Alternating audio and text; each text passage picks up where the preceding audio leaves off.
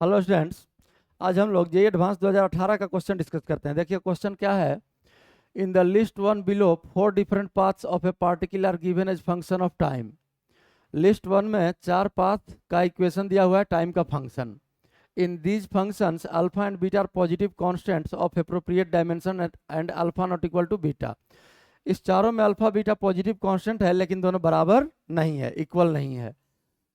In each case force acting on the particle is either zero और conservative. इस चार case में या तो फोर्स जीरो है या तो कंजर्वेटिव है, ये इंफॉर्मेशन गिवन है। In list two 5 physical quantities of particle are mentioned. List two में 5 क्वांटिटी मेंशन किया है। क्या क्या है? पी है आपका लीनियर मोमेंटम, एल है एंगुलर मोमेंटम अबाउट ओरिजिन, के है काइनेटिक एनर्जी 1 2 3, 4 यू है पोटेंशियल एनर्जी और ई है टोटल एनर्जी। टोटल एनर्जी मतलब total mechanical energy, kinetic energy plus potential energy. तो आइए एक एक करके हम लोग सॉल्व कर लेते हैं।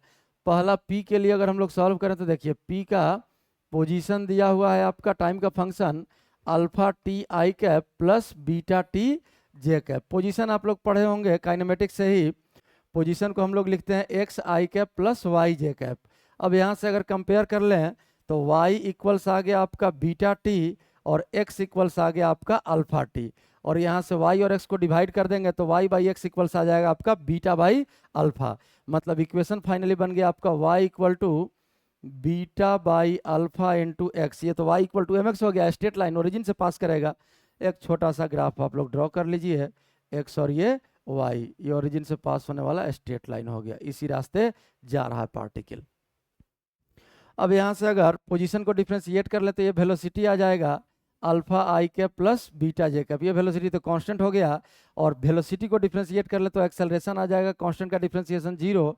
और जब एक्सेलरेशन जीरो है तो मास इंटू एक्सेलरेशन फोर्स भी क्या आ जाएगा आपका जीरो। अब हम लोग चेक कर लेते हैं बाकी इक्वेशंस को कौन कौन सा कंजर्व रहेगा। सबसे पहले लीनियर मोमेंटम, तो ध्यान से देखिए वेलोसिटी कांस्टेंट है तो mass into velocity, linear momentum constant. Angular momentum r cross p, तो ओरिजिन से ही पास हो रहा है और ओरिजिन के अबाउट ही एंगुलर मोमेंटम निकालना है। तो मोमेंटम के लाइन पर परपेंडिकुलर दूरी तो जीरो हो गया, तो लीनियर मोमेंटम भी through out the process zero रहेगा, मतलब कांस्टेंट ही रहेगा। तो लीनियर मोमेंटम भी कंजर्व रहेगा। आंसर भी लिखते चलते हैं। पी का पहला तो मैच किया ही, कंजर्व रहेगा, दूसरा भी कंजर्व रहेगा। और वैसे भी फोर्स जब जीरो आ गया है तो टॉर्क भी जीरो हो जाएगा, टॉर्क जीरो तो एंगुलर मोमेंटम कंजर्व रहेगा ही। अब तीसरा काइनेटिक एनर्जी, देखिए वेलोसिटी जब कांस्टेंट है मॉड लेंगे तो root under alpha square plus beta square. ये स्पीड भी आपका कांस्टेंट हो गया, क्योंकि काइनेटिक एनर्जी में हाफ एम बी स्क्वायर भी स्पीड होता है, तो काइनेटिक एनर्जी भी कंजर्व हो गया, स्पीड चूंकि कांस्टेंट है। तो तीसरा ऑप्शन भी मैच कर गया। चौथा पोटेंशियल एनर्जी, ये रिलेशन आप लोग पढ़े होंगे, F equals minus D you by D R. अब देखिए एफ चूंकि जीरो है तो कैसे क्वांटिटी का डिफ्रेंसिएशन जीरो आएगा, ऑब्वियसली कांस्टेंट।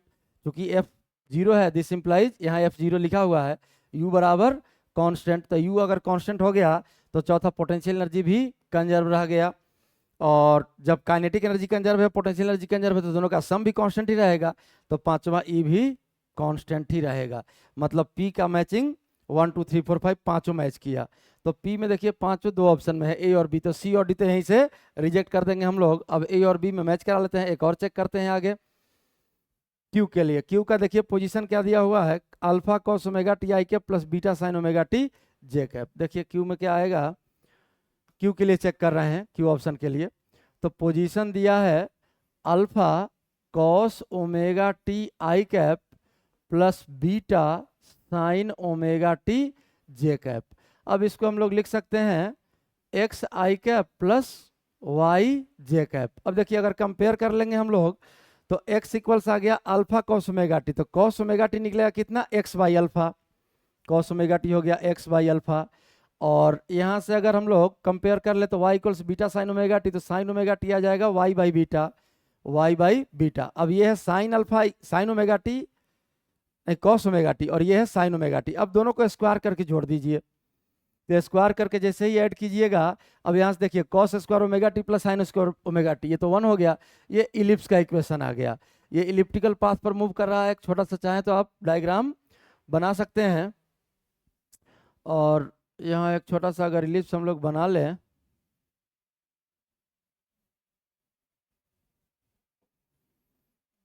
तो ये हो गया आपका मेजर एक्सिस, इसी को x कह लेते हैं, और ये हो गया आपका माइनर एक्सिस, इसको y कह लेते हैं, और यही पाथ हो गया। अब यहाँ से वेलोसिटी का डायरेक्शन तो यहाँ से भी पता चल रहा है कि बदलते ही रहेगा, लेकिन फिर भी डिफ्रेंशिएट करके v लिख लीजिए। तो v इक्वल्स क्या आएगा, देखिए cos ओमेगा टी का माइनस साइन ओमेगा टी, और ओमेगा टी को डिफ्रेंशिएट करेंगे तो ओमेगा बाहर आएगा, यहाँ से भी cos ओमेगा टी एक ओमेगा बाहर आ जाएगा, तो ओमेगा बाहर आ गया कांस्टेंट, और यहाँ से आ गया आपका minus alpha sine omega T I cap plus beta cos omega T J cap, ये वेलोसिटी है। अब ये वेलोसिटी है तो ये तो टाइम का फंक्शन आ गया, तो मास इंटू वेलोसिटी मोमेंटम, ये तो वेरी करेगा, मतलब मोमेंटम कंजर्व नहीं रहा, तो क्यू का पहला ऑप्शन गलत हो गया, कंजर्व नहीं रहा। यही चेक करना था कंजर्व है कि नहीं, तो मोमेंटम कंजर्व नहीं है। अब आ जाइए एंगुलर मोमेंटम पर, उसके लिए एक्सेलरेशन लिख लीजिए। तो ए इक्वल्स, इस वेलोसिटी को डिफ्रेंशिएट कर लेंगे, एक्सेलरेशन आ जाएगा। देखिए अब यहाँ तो माइनस है ही, या साइन ओमेगा टी का कॉस ओमेगा टी हो जाएगा, और यहाँ कॉस ओमेगा टी है, इसका फिर माइनस साइन ओमेगा टी आ जाएगा, तो दोनों से माइनस बाहर ले लेते हैं। यहाँ से भी एक ओमेगा फिर बाहर आएगा, डिफ्रेंशिएट करेंगे तो एक ओमेगा यहाँ से भी आएगा, तो ओमेगा स्क्वायर बाहर आ गया, और बचा क्या, तो यहाँ बचा alpha cos omega T I cap plus beta sine omega T J cap. जरा ध्यान से देखिए, ये ब्रैकेट ही पोजीशन था आपका, इसको आर लिख सकते हैं। और अब यहाँ से अगर फोर्स लिखना चाहें हम लोग, तो एफ इक्वल्स लिख सकते हैं minus m mass into acceleration m omega square, और ये आर, यही आपका फोर्स आ गया।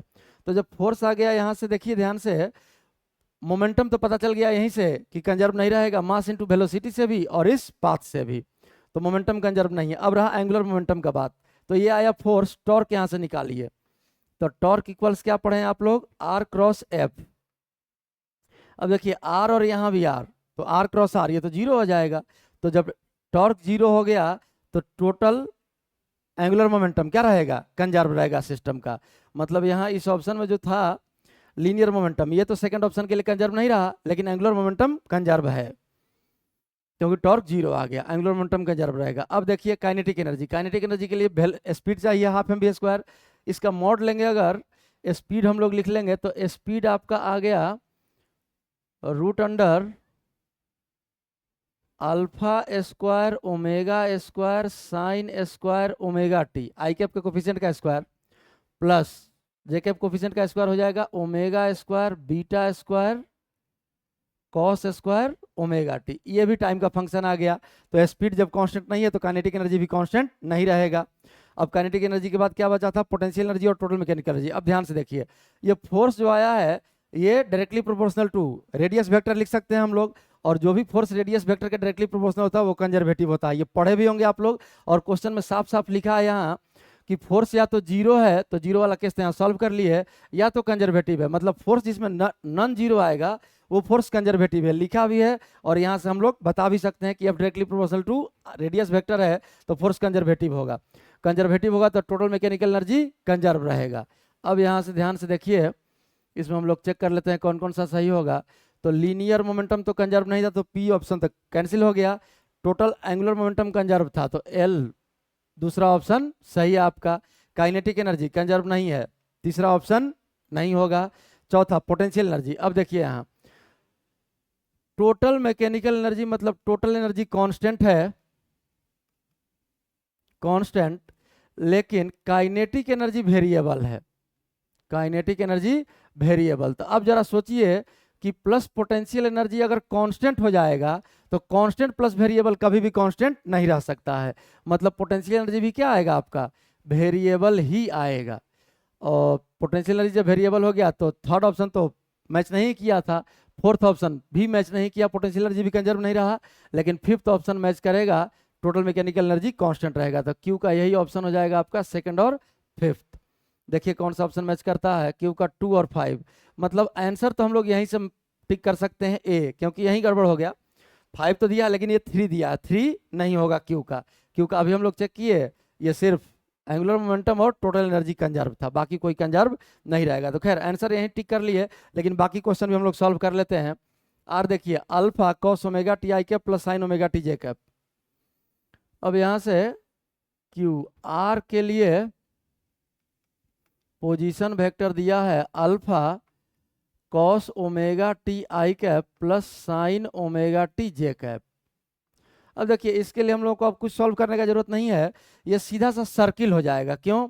क्योंकि यहाँ देखिए अल्फा और बीटा इसमें अलग अलग था इसलिए ये इलिप्स आया था, लेकिन अल्फा और बीटा इसमें सिर्फ अल्फा है, तो यहाँ से तो अल्फा स्क्वायर या ये भी अल्फा स्क्वायर जाके मल्टीप्लाई हो जाएगा, तो x square plus y square equals alpha square, यही आपका सर्किल बन जाएगा इस केस में। तो सर्किल का इक्वेशन अगर लिखना चाहें तो लिख सकते हैं x square plus y x square equals alpha square. और अगर डायग्राम ड्रॉ करना चाहते हैं तो एक छोटा सा डायग्राम भी ड्रॉ कर सकते हैं। ये आपका सर्कुलर पाथ हो गया, इसी पाथ पर ये मूव करेगा, ये डायमीटर एक्स एक्सिस और ये वाई एक्सिस। अब यहाँ से अगर वेलोसिटी हम लोग लिखें तो देखिए v इक्वल्स क्या आ जाएगा, सामने डिफ्रेंशिएट करके रखे हैं, ये अल्फा और बीटा सिर्फ सेम हो गया है तो ये कॉमन आ जाएगा और वेलोसिटी का वैल्यू आ गया अल्फा ओमेगा और ब्रैकेट में क्या बचेगा, तो ध्यान से देखिए यही ब्रैकेट बच जाएगा minus sine omega T I cap और प्लस कॉस ओमेगा टी जे कैप। अब ये वेलोसिटी देखिए, वेलोसिटी टाइम का फंक्शन आया, तो वेलोसिटी अगर टाइम का फंक्शन आया तो मोमेंटम कंजर्व तो नहीं रहेगा, वैसे भी दिख रहा है डायरेक्शन चेंज हो रहा है, मोमेंटम कंजर्व नहीं रहेगा। लेकिन स्पीड अगर यहाँ से लिखे हम लोग मैग्नीट्यूड, तो ये ब्रैकेट यूनिट वेक्टर है, इसका मैग्नीट्यूड 1 हो जाएगा और स्पीड आ गया आपका अल्फा ओमेगा, ये कांस्टेंट हो गया। मतलब इस केस में मोमेंटम तो कांस्टेंट नहीं रहा लेकिन काइनेटिक एनर्जी कांस्टेंट हो जाएगा। अब आगे देखते हैं हम लोग फोर्स। देखिए फोर्स अगर निकालेंगे तो सीधा लिख लेते हैं, क्योंकि फोर्स यहाँ सामने निकाले हम लोग, यही वाला इक्वेशन, ये अल्फा बीटा बराबर हो गया तो ये बाहर आ जाएगा और ये आर वेक्टर था तो यहाँ भी आर ही हो जाएगा, तो फोर्स का वैल्यू आ जाएगा minus m omega square r vector r, और अल्फा तो यहीं से आ गया था, अल्फा तो इसी में रहेगा ही, तो अल्फा यहाँ लिखने का जरूरत नहीं है, एक्सेलरेशन में अलग लिखते हैं हम लोग, खैर एक्सेलरेशन से हमको कोई लेना देना नहीं है। फोर्स का वैल्यू यही आएगा। फिर से फोर्स कंजर्वेटिव आ गया directly proportional to r cap, तो कंजर्वेटिव फोर्स अगर हो गया तो टोटल मैकेनिकल एनर्जी तो कंजर्व ही रहेगा, और फोर्स अगर आर कैप के वेक्टर आर के डायरेक्टली प्रोपोर्शनल आ गया तो यहाँ से हम लोग टॉर्क भी लिख सकते हैं, torque equals r cross f, तो आर क्रॉस आर ये भी जीरो आ जाएगा। अब टॉर्क अगर जीरो आ गया तो टोटल एंगुलर मोमेंटम क्या रहेगा, कंजर्व रहेगा। अब आइए इसका मैच कर लेते हैं, ऑप्शन कौन कौन सा मैच होगा। आर का देखिए लीनियर मोमेंटम तो कंजर्व रहा नहीं, वेलोसिटी वेरिएबल आ गया। एंगुलर मोमेंटम टॉर्क जब जीरो है तो एंगुलर मोमेंटम तो कंजर्व ही रहेगा, तो सेकंड ऑप्शन कंजर्व रहेगा। इसके बाद थर्ड ऑप्शन था काइनेटिक एनर्जी, देखिए स्पीड आपका कांस्टेंट आ गया तो काइनेटिक एनर्जी तो आपका कंजर्व रहेगा, मतलब थर्ड ऑप्शन आपका कंजर्व रहेगा। फोर्थ था पोटेंशियल एनर्जी, और फिफ्थ तो कंजर्व है ही, क्योंकि फोर्स कंजर्वेटिव है तो टोटल मैकेनिकल एनर्जी कंजर्व रहेगा। अब देखिए जैसा कि पिछला में लिखे थे हम लोग, यहाँ टोटल एनर्जी मतलब टोटल मैकेनिकल एनर्जी ये कांस्टेंट है, काइनेटिक एनर्जी ये कांस्टेंट आ गया इस केस में, कांस्टेंट तो जरूर पोटेंशियल एनर्जी भी कांस्टेंट ही रहेगा, क्योंकि constant minus constant equals constant, तो चौथा ऑप्शन भी यहाँ कंजर्व हो गया, पोटेंशियल एनर्जी भी क्या रहेगा, कंजर्व रहेगा, क्योंकि ये दोनों कंजर्व है, 3 और 5 दोनों कांस्टेंट है तो पोटेंशियल एनर्जी भी कांस्टेंट ही रहेगा। तो आर का यही हो गया 2 3 4 5, मैच कर लीजिए, आर का यही होगा 2 3 4 5, और एस का भी मिला लीजिए। एस का देखिए पोजीशन वेक्टर क्या दिया, alpha T I cap plus beta by 2 T square J cap. S के लिए ऑप्शन दिया है position equals alpha T I cap plus beta by 2 T square J cap. अब यहाँ से देखिए ये तो x इक्वल्स अल्फा टी और y equals beta by 2 T square, ये तो पैराबोला हो जाएगा। अगर यहाँ से पाथ का इक्वेशन सॉल्व करेंगे हम लोग तो दिस इम्प्लाइज पाथ का इक्वेशन क्या आ जाएगा, y इक्वल्स देखिए बीटा बाई 2 और टी स्क्वायर है, x इक्वल्स अल्फा टी तो t का वैल्यू हो गया x बाई अल्फा, तो यहाँ स्क्वायर कर देना है तो x square by alpha square, यही पाथ का इक्वेशन हो जाएगा, ये पैराबोला है। अब वेलोसिटी अगर यहाँ से लिख लें तो वेलोसिटी इक्वल्स आ जाएगा आपका अल्फा आई कैप प्लस बीटा टी जे कैप, ये तो टाइम का फंक्शन आ गया, वेलोसिटी टाइम का फंक्शन आ गया तो एंगुलर लीनियर मोमेंटम कंजर्व नहीं रहेगा। इसके बाद अगर यहाँ से एक्सेलरेशन लिख लें तो ए इक्वल्स बीटा आ गया जे कैप, ये तो कांस्टेंट है। अब एक्सेलरेशन अगर कांस्टेंट इसका मतलब फोर्स भी कांस्टेंट, अब force mass into acceleration, force अगर कांस्टेंट हो गया तो फिर से फोर्स कंजर्वेटिव, और कंजर्वेटिव तो टोटल मैकेनिकल एनर्जी क्या रह जाएगा, कंजर्व रह जाएगा। और वेलोसिटी देखिए, वेलोसिटी जब टाइम का फंक्शन है तो स्पीड भी टाइम का फंक्शन ही आएगा, और स्पीड अगर टाइम का फंक्शन आ गया तो काइनेटिक एनर्जी आपका चेंज करने लगेगा, कंजर्व नहीं रहेगा। अब देखिए इसी इक्वेशन में टोटल मैकेनिकल एनर्जी आपका कांस्टेंट ही है, काइनेटिक एनर्जी फिर से वेरिएबल हो गया, तो पोटेंशियल एनर्जी कांस्टेंट तो हो ही नहीं सकता है, क्योंकि variable plus constant equals constant, ये पॉसिबल नहीं है। ये वेरिएबल ये भी वेरिएबल, क्योंकि एक अगर बढ़ेगा तो दूसरा घटेगा, तभी दोनों का सम कांस्टेंट रहेगा। तो चूंकि यहाँ काइनेटिक एनर्जी वेरिएबल है और टोटल मैकेनिकल एनर्जी कांस्टेंट है, तो जरूर पोटेंशियल एनर्जी को भी वेरिएबल ही होना पड़ेगा, तभी वेरिएबल और वेरिएबल का सम कांस्टेंट हो सकता है, क्योंकि एक जितना बढ़े एक उतना घटे, तो दोनों का सम कांस्टेंट रह सकता है। तो यहाँ अब आंसर में हम लोग मैच करा ले, अगर क्या क्या कंजर्व रहेगा, तो मोमेंटम तो कंजर्व रहा नहीं, क्योंकि वेलोसिटी वेरिएबल हो गया, मास इनटू वेलोसिटी वेरी करेगा। एंगुलर मोमेंटम का अगर यहाँ देखें तो देखिए ये फोर्स है कांस्टेंट, और आर क्रॉस एफ, अगर आर क्रॉस एफ हम लोग सॉल्व करें टॉर्क के लिए, या आर क्रॉस एफ नहीं भी सॉल्व करेंगे, आर क्रॉस सीधा पी सॉल्व करेंगे, तभी आपका एंगुलर मोमेंटम आ जाएगा। तो देखिए आर में भी यहाँ टी है, और पी मोमेंटम में भी मास इनटू वेलोसिटी यहाँ टी है, तो इन दोनों का क्रॉस प्रोडक्ट लेंगे तो ये टाइम का फंक्शन ही आएगा, मतलब एंगुलर मोमेंटम यहाँ कंजर्व नहीं रहेगा। तो इस केस में एंगुलर मोमेंटम भी कंजर्व नहीं रहा, मोमेंटम भी कंजर्व नहीं रहा, दोनों तरह से निकाल सकते हैं। फोर्स आया है बीटा जे कैप, टॉर्क निकाल के देख लीजिए, तो आर यही सामने है, तो आर क्रॉस एफ जैसे ही करेंगे आई क्रॉस जे, ये तो के कैप बचेगा, ये तो नॉन जीरो टॉर्क आ गया, तो टॉर्क जीरो नहीं हुआ तो एंगुलर मोमेंटम कंजर्व नहीं रहेगा। तो इस केस में ना मोमेंटम कंजर्व है ना ही एंगुलर मोमेंटम कंजर्व है। काइनेटिक एनर्जी भी कंजर्व नहीं रहा, चूंकि स्पीड वेरी कर रहा, टाइम का फंक्शन है, और काइनेटिक एनर्जी अगर वेरिएबल तो जरूर पोटेंशियल एनर्जी भी वेरिएबल हो गया। तो इसमें सिर्फ टोटल मैकेनिकल एनर्जी ही कंजर्व रहेगा, मतलब इसका कौन सा ऑप्शन मैच करेगा, इसका सिर्फ पांचवा मैच करेगा। देख लीजिए आंसर में क्या दिया है, इसका 5। यही आपका सॉल्यूशन है इस क्वेश्चन का, और ये आंसर है।